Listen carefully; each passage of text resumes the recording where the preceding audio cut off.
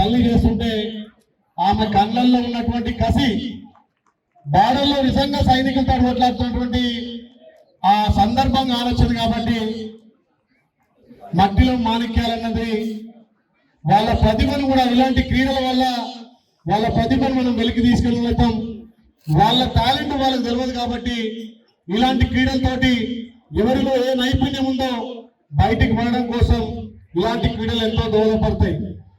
ఇలా ఎంతో టెక్నాలజీ ఉన్నటువంటి రంగంలో కూడా ఆ నైపుణ్యాన్ని పరిమించుకుంటూ తీరిక సమయం లేకుండా టీవీలో కట్టుకపోయి సెల్లల్లో ఎక్కువ మమేకమైనా కూడా ఇవాళ నిజంగా మోత్కూరు శాంటాక్నెస్ స్కూల్ వాళ్ళ ఉపన్యాసం వాళ్ళ క్రీడా నైపుణ్యాన్ని చూస్తే నా మనసు దొరకపోయింది.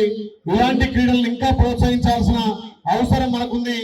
గత ప్రభుత్వాలు క్రీడల కోసం సమయం కూడా వెచ్చించేసి క్రీడలు కూడా చేసేది కాబట్టి వాళ్ళకు కూడా అన్ని రకాల స్కూళ్ళల్లో డ్రిల్ పీరియడ్ ఉండేది.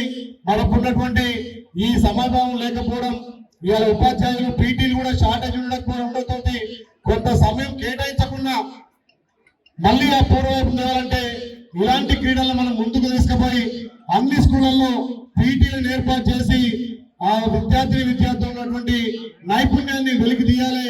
ఒక తాలూకా స్థాయి కాకుండా మీరందరూ జిల్లా రాష్ట్ర స్థాయిలో కూడా ఈ గుండాల మండలానికి పేరు తేవాలి.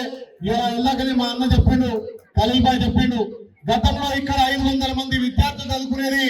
మరి కాలక్రమేణా ఇవాళ కొంత ప్రైవేట్ స్కూళ్ళకి అలవాటు అయిన తర్వాత ఇవాళ ఎక్కువ నైపుణ్యం కూడా గవర్నమెంట్ స్కూళ్ళలో కూడా కావాల్సింది. కాబట్టి మళ్ళీ ప్రభుత్వ స్కూళ్లను పునరుద్ధరించుకొని ప్రభుత్వ స్కూల్లో ఎవరైతే ఉపాధ్యాయులు ఉంటారో ఒక మంచి విద్యావంతులుగా విద్యార్థులు బోధిస్తారు. కాబట్టి వాళ్ళ కోఆప్షన్ తోటి వాళ్ళ సహకారంతో ప్రభుత్వ స్కూళ్ళను ఇంకా ముందుకు తీసుకుపోవాలి.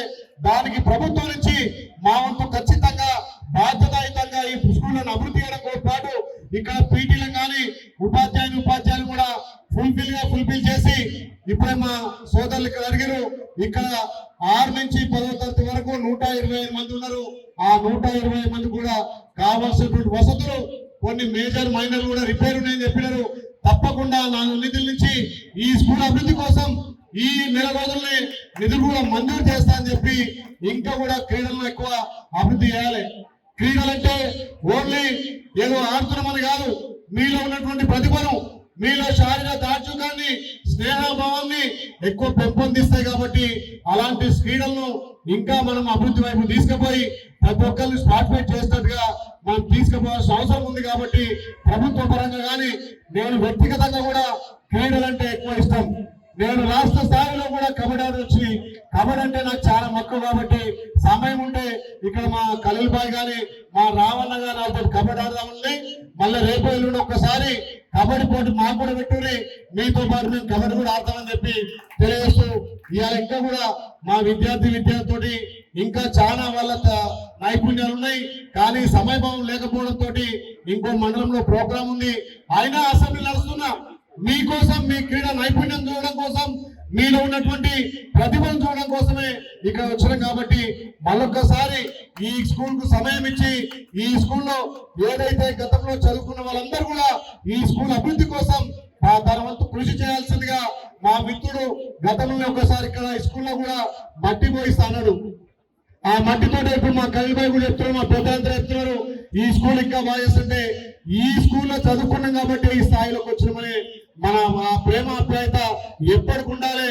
మనం గ్రామాలలో గుడి కంటే బడి ఉంటేనే ఆ బడితోటి ఎంతో మంది విద్యావేత్తలు తయారై ఈ సమాజానికి సేవలు అందించడం కోసం, ఈ సమాజాన్ని కాపాడంలో మీ పాత్ర ఎక్కువ ఉంటది. కాబట్టి గుడి కంటే కూడా బడి దేవాలయం కంటే గొప్పది. కాబట్టి అలాంటి బడిని ఈ గ్రామం నుంచి పూర్వ విద్యార్థులు కానీ ఇక్కడ అన్ని రాజకీయ నాయకులు కూడా ఈ గుడి బడి అభివృద్ధి విషయంలో అందరు ఏకమై ఈ బడిని అభివృద్ధి చేసుకుందాం. దాంట్లో కూడా ఖచ్చితంగా నా నిధుల నుంచి ఈ మధ్యలో 5 నుంచి 10 లక్షలు కేటాయిస్తానని చెప్పి మాట ఇస్తూ ఆ మేజర్ మైనర్ పనులను కూడా కంప్లీట్ చేసుకుందామని తెలియజేస్తూ నిజంగా పిల్లల ప్రతిభ చూస్తుంటే ఒక దశలో నా కంటిపొంటి నీరు గారింది. బార్డర్లో యుద్ధం చేస్తాడు అనిపించింది. కాబట్టి అలాంటి వాళ్ళని ఇంకా ప్రోత్సహిస్తే రేపు దేశభక్తితో పాటు వాళ్ళు కూడా ఇంకా ఎక్కువ ఎదగడానికి 10 మందికి ఆదర్శం కావడానికి ఈ క్రీడ ఎంతో దోహదపడుతుంది. కాబట్టి ఈ క్రీడలను ఇంత క్రమశిక్షణతో నిర్వహిస్తున్నటువంటి మా ఉపాధ్యాయులకు ప్రత్యేకంగా ధన్యవాదాలు తెలియజేస్తూ రాజకీయాలకు అతీతంగా కూడా ఇంకా ఈ క్రీడల్లో ఎక్కువ అందరం మమేకమై ఈ క్రీడలు నిర్వహిస్తున్నటువంటి అఖిలపక్ష నాయకులకు ముఖ్యంగా సోదరులు ఇంత శ్రమకొచ్చి గతంలోనే 9 తారీఖు అయితే నాకు అక్కడ సమావేశాలు ఉండడం వల్ల రాలేకపోయినా మళ్ళీ ఈ రోజు కూడా నాకు అసెంబ్లీ ఉన్నా కానీ ఎందుకంటే మాట ఇచ్చినాం రెండోసారి మాట తప్పొద్దని చెప్పి రావడం జరిగింది. ఈ స్కూల్ కోసం మా మిత్రులు చదువుకున్నా నేను చదువుకున్నా ఈ మనబడిగా ఈ గ్రామంలో ఉన్నటువంటి గుండాల మండలంలో ఉన్నటువంటి ఈ విద్యను ఇక్కడ పాఠశాలను నా వంతుగా అభివృద్ధి చేస్తానని మాటిస్తూ మా తమ్ముళ్ళు మా సోదరులు చూస్తుంటే నిజంగా ఇలా గర్వించదగ్గ విషయం. ఈ స్కూల్లో చిన్నప్పటి నుంచి వివిధ పాఠశాల నుంచి వచ్చినటువంటి ఇలా క్రీడాకారులకు ప్రత్యేకంగా ధన్యవాదాలు చేస్తున్నా. Thank you.